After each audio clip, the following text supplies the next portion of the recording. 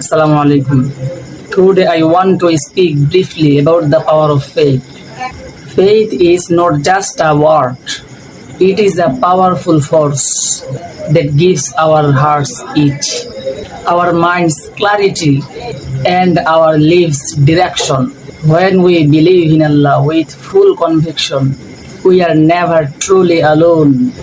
Faith gives us courage in times of fear, hope in times of despair, and patience during hardship.